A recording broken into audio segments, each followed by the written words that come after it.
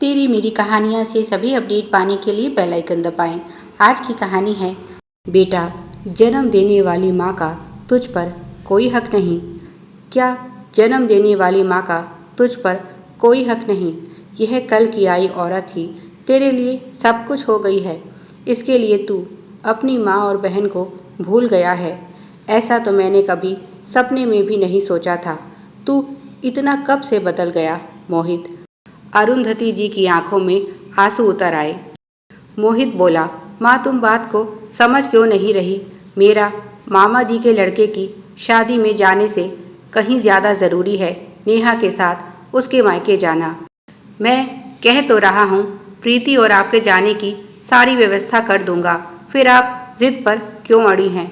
माँ तुम समझती क्यों नहीं? इस अवस्था में मैं नेहा को अकेला नहीं छोड़ सकता। जब से उसे पता चला है पहले ही उसने रो रो कर तबीयत खराब कर ली है। अरुंधति जी बोली, तभी तो तुझे मना कर रही हूँ जाने से। यहाँ इसकी यह हालत है, वहाँ का गमगीन माहौल देखकर अगर इसकी तबीयत और बिगड़ गई तो हम क्या करेंगे? जाने वाला जा चुका है, इसके जाने से कौन सा वह जिंदा हो जाएगा? मोहित बोला, माँ हक तो तुम्हारा बनता है जाने का, पर तुम जाना नहीं चाहती तो मैं तुम पर दबाव नहीं डाल सकता। ऐसे में मुझे तो जाना ही होगा। अरुंधति जी के भाई के लड़के की शादी है। कई दिनों से बहू और बेटी दोनों शादी की तैयारियों में जुटी हुई थी। आज शाम को सभी को निकलना था, पर आज सुबह ही एक दुख भरी खबर ने उनकी खुशियों पर पानी फेर दिया। उनकी बहू नेहा का छोटा भाई एक एक्सीडेंट में गुजर गया। जब से नेहा को यह खबर मिली है, रो रो कर उसका बुरा हाल है। उसने सुबह से कुछ खाया भी नहीं है। इस समय वह 4 महीने की गर्भवती है। ऐसे में अगर मोहित पत्नी का साथ नहीं देगा तो वह पूरी तरह से टूट जाएगी। अरुंधति जी ने बेटे बहू के प्रेम विवाह को कभी दिल से स्वीकार नहीं किया और अब इस अवसर पर भी वह नेहा से दुश्मनी निकालने से बाज नहीं आई। उन्होंने खुद तो जाने से मना किया ही साथ मोहित को जाने से भी रोक रही हैं। उनका बस चले तो नेहा को भी ना जाने दे, पर क्योंकि बेटा बहू के पक्ष में है उसे तो वह नहीं रोक पाएंगी, पर बेटे को रोकने का भरसक प्रयास जारी है। वह भली भांति जानती हैं अगर आज वह अपने प्रयास में कामयाब हो गई तो यह एक ऐसी चोट होगी जो बेटे बहू के रिश्ते में हमेशा के लिए दरार डाल देगी। फिर उसके बाद दरार को खाई में बदलने का काम वह माँ बेटी अच्छी तरह से जानती हैं। आज भी उनकी यही इच्छा है कि किसी तरह से नेहा और मोहित का तलाक हो और वह अपनी प्यारी सहेली की बेटी को बहू बनाकर इस घर में लाएं।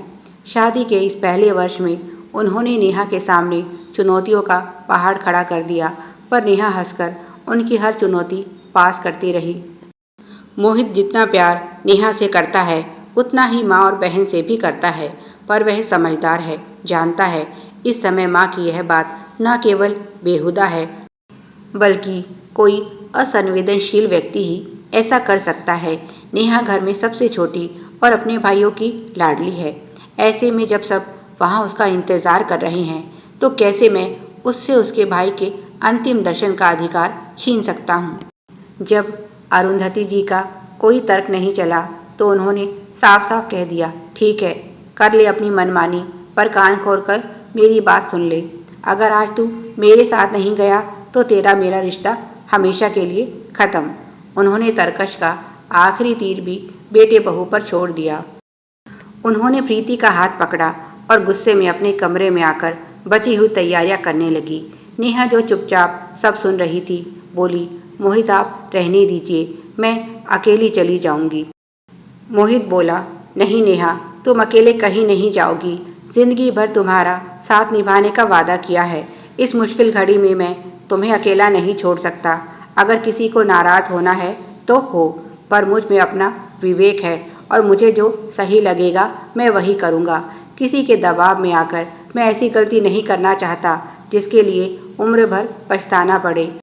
वहाँ शादी ब्याह का क्या है, सैकड़ों लोग होंगे वहाँ, मेरे जाने ना जाने से क्या फ़र्क पड़ेगा। पर अगर तुम अकेली गई तो 1000 सवाल उठ खड़े होंगे। तब तुम किस किस की बात का क्या जवाब दोगी और मोहित पत्नी को लेकर उसके मायके चला गया। अरुंधति जी देखती रह गई। भाई को फ़ोन करके सब बताया। भैया क्या करूं? शादी के बाद से मोहित मेरे हाथ से निकल गया है।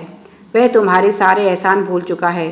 तुम्हारी खुशियों में शामिल होने की बजाय वह बहू के साथ चला गया। मैं बहुत शर्मिंदा हूँ मोहित की हरकत पर। हो सके तो उसे माफ़ कर देना। औरत के आगे उसे नाते रिश्तेदार कुछ नज़र नहीं आ रहे। माँ और बहन का दिल दुखाकर वह पत्नी की नज़रों में पता नहीं क्या साबित करना चाहता है। जब उनके भाई ने यह सब सुना तो उल्टा उसने बहन को ही आईना दिखा दिया।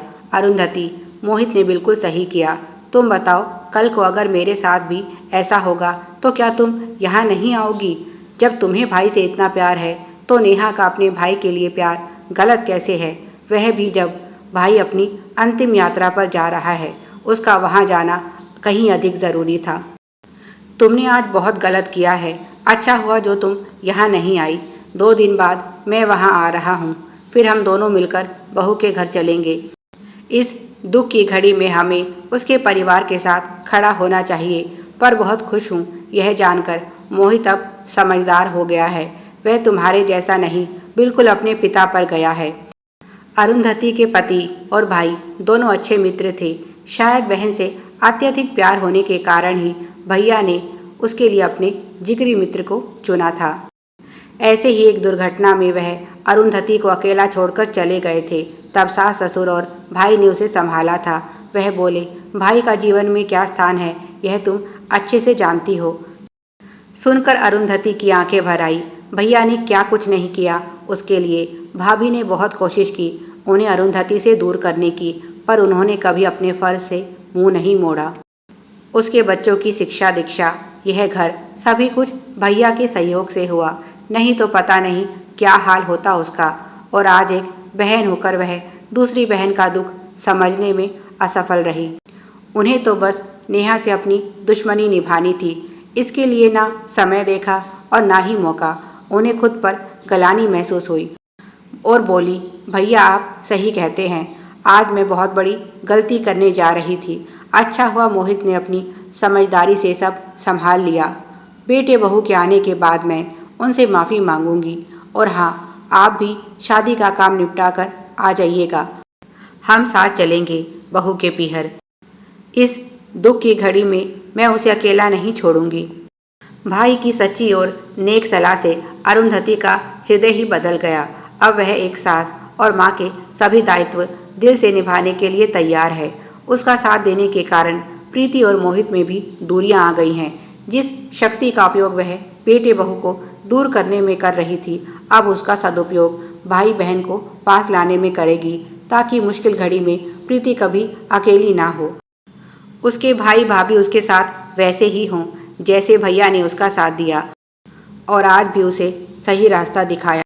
प्यारे दर्शकों, आप सभी की सुविधा के लिए चैनल पर सैकड़ों कहानियाँ विभिन्न प्लेलिस्ट के रूप में उपलब्ध हैं। उन्हें भी पढ़ें और अपना प्यार दें। धन्यवाद। Please like, share and subscribe. Thanks for watching.